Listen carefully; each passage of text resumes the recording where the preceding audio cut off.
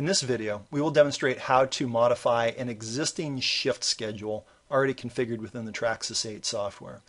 Now, shift schedules are leveraged by systems. Systems may represent a production line, a process, a single machine or piece of equipment to determine the current shift and possibly team of operators that are working and assign those identifiers to production data recorded by the system. Production data may be counts, like parts produced, may be uptime and downtime, or other key performance indicators. As we look at the properties for the Packaging 1 system, we can see that there's a schedule called OCV main schedule already assigned to this particular line. Now again, this is a shift schedule, not a production schedule with jobs or work orders. This is going to be used by TrakSYS to, again, record shifts and team identifiers with some of the production data that we've mentioned.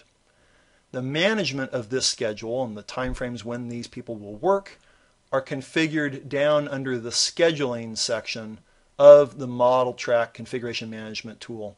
This is where any of this back-end configuration is going to be updated or changed or added to. As we can see, number of different schedules here already pre-created, including the one that we're interested in right now called OCV main schedule. Now to make changes to this, the first thing that we have to do is right-click on that schedule, go to the properties from the pop-up menu, and check the box called Allow Schedule Edits. If we don't check this box, ModelTrack is not going to allow us to make any changes to the shift calendar that's defined for it. So we need to put this into an edit mode. This is effectively going to unlock it, and it's going to tell the back-end services not to do any lookups against this while it is in flux or being updated. Now, shift schedules have one or more of these patterns created for them.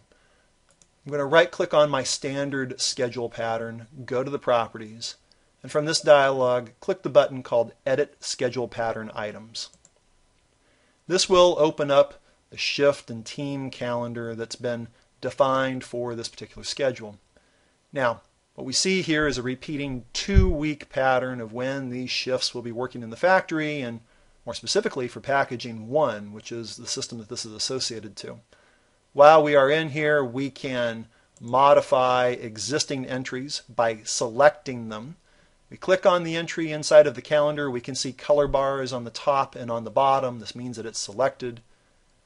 We can go to the properties, change things using the settings here.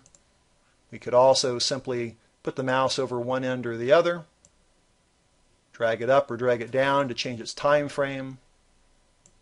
Click into an open area or highlight an entire block of time, right click, make a new entry into the schedule.